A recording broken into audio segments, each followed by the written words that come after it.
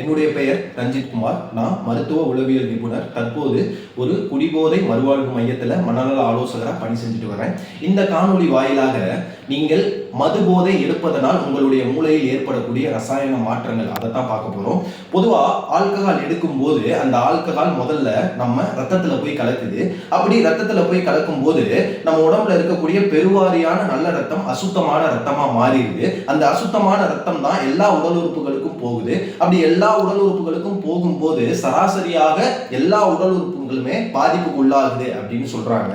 அந்த அசுத்தமான ரத்தம் நம்மளுடைய மூளைக்கு போகும்போது நம்ம மூளையில என்ன விதமான தாக்கத்தை ஏற்படுத்துது அப்படின்னு பாத்தீங்கன்னா, நம்ம மூளையில ஒரு விதமான ரசாயனம் வெளிப்படுது. அதாவது உங்களுடைய மூளைக்கு நீங்க ஆல்கஹால் அப்படின்ற ஒரு பொருளை தரீங்க, அதை வாங்கிக்கிட்டு உங்களுடைய மூளை உங்களுக்கு டோபமைன் அப்படின்னு சொல்லக்கூடிய ஒரு ரசாயனத்தை வெளிப்படுத்துது. அந்த ரசாயனம் வெளியானாதான் உங்களால அந்த போதை அப்படின்ற ஒரு உணர்வை உங்களால உணர முடியும். இப்ப என்ன ஆகும் அப்படின்னா, ஆரம்ப காலகட்டத்துல நீங்க ஒரு குறைந்த அளவு ஆல்கஹால் எடுத்தாலுமே அது 100% அந்த ரசாயன சுரப்பு இருக்கும்.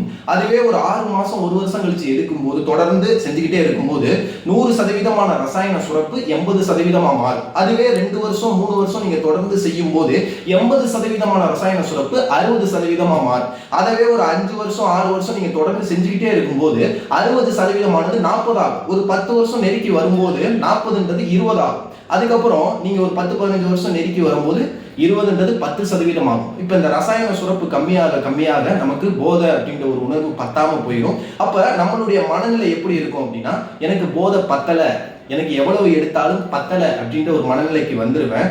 ஆக நீங்க தெளிவா புரிஞ்சுக்கிற வேண்டிய விஷயம் என்ன அப்படின்னா, இந்த குடிபோதை பழக்கம் என்பது உடல் நலத்தை பாதிப்பதை விட 2-3 மடங்கு அதிகம் நம்ம மனநலத்தை பாதிக்குது.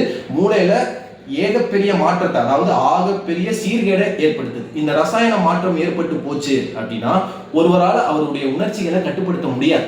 எவரெல்லாம் அவருடைய உணர்ச்சிகளை கட்டுப்படுத்த முடியலையோ அவங்க எல்லாருமே மனநோயாளிகள் தான். நன்றி, வணக்கம்.